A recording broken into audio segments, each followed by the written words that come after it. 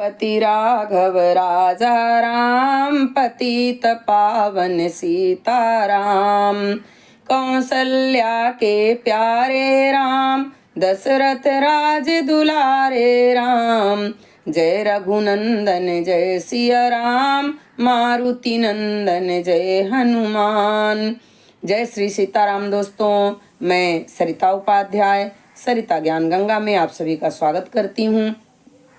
आज हम अयोध्या दर्शन में अयोध्या का प्राचीन श्री नागेश्वर नाथ मंदिर के बारे में जानकारी लेके आए हैं, तो आप लोग जरूर सुनिए और दूसरों को भी शेयर कीजिएगा। पौराणिक विश्वास और ऐतिहासिक महत्व का मंदिर, सप्तपुरियों में श्रेष्ठ अति वंदनीय प्रथम पुरी अयोध्या का वर्णन करते हुए भगवान शंकर ने अपने ग्रंथ रुद्रयामल में कहा है। काश्याम श्री विश्वनाथम चा सौराष्ट्रे सोमनाथकम, नागेशम तु अयोध्यायाम तस्मिन्नैव प्रतिष्ठितम। काशीपुरी में जो स्थान श्री काशी विश्वनाथ जी का है, सौराष्ट्र में जो स्थान श्री सोमनाथ जी का है, वही स्थान अयोध्या में श्री नागेश्वर नाथ महादेव जी का है। अयोध्या में रामोपासना और शिवोपासना दोनों ही चलती है। यही कारण है कि समस्त तीर्थों में भ्रमण करने के उपरांत जब यात्री सप्तपुरियों की शिरोमणि अयोध्या में आता है, तो वह सर्वप्रथम श्री राम गंगा अर्थात विष्णु नेत्रजा श्री सरयू में स्नान करता है तथा सरयू जल से सरयू तट पर स्थित श्री नागेश्वर नाथ जी के विग्रह पर अभिषेक करता है। अयोध्या तीर्थ की यात्रा का साफल्य भी इसी में है। भगवान भूत भावन शंकर जी ने भगवती खोड़सी श्री त्रिपुर सुंदरी जी जगत माता जी से कहते हैं, स्वर्ग द्वारे नरः स्नात्वा दृष्ट्वा नागेश्वरं शिवम्, पूजयित्वा च विधवत सर्वान् कामानुवाप्नुयात्।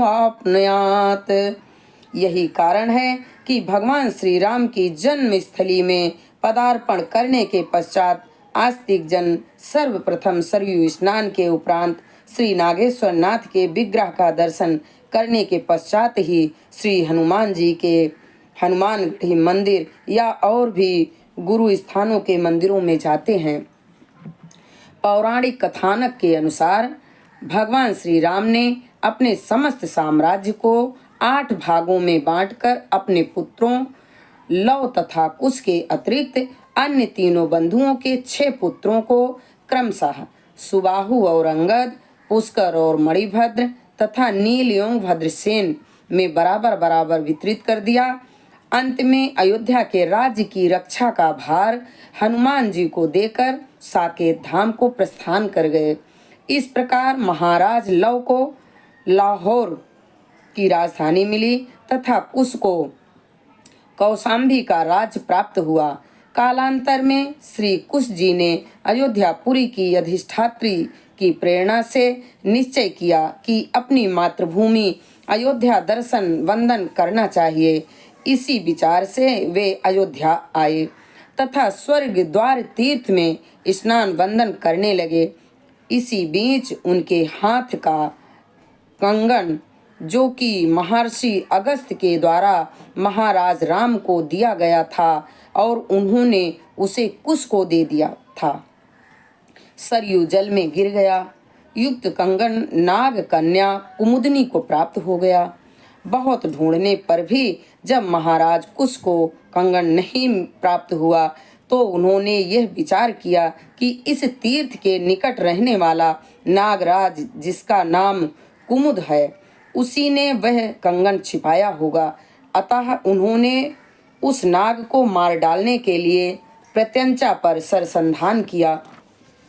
जब कुमुद नाग ने अपने प्राणों पर महान संकट आया देखा, तो वह अपने परम आराध्य श्री शंकर जी की प्रार्थना करने लगा।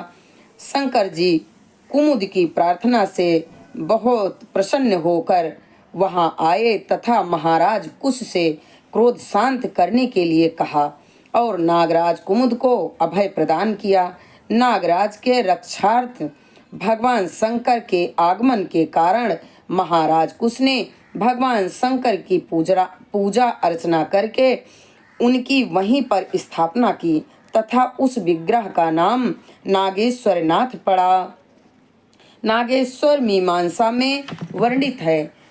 महाराज कुश ने नाग कन्या चित्रांगदा से विवाह कर लिया। चित्रांगदा शिव पूजक थी, अतः उसने महाराज कुश से कहकर यहाँ एक विशाल शिव मंदिर का निर्माण करवाया। हम इस वीडियो को यहीं पर संपूर्ण करते हैं। आगे की जानकारी अगले वीडियो में। आइए हम भगवान का नाम लेते हैं। हरे राम राम राम हरे हरे, हरे कृष्ण कृष्ण कृष्ण हरे हरे।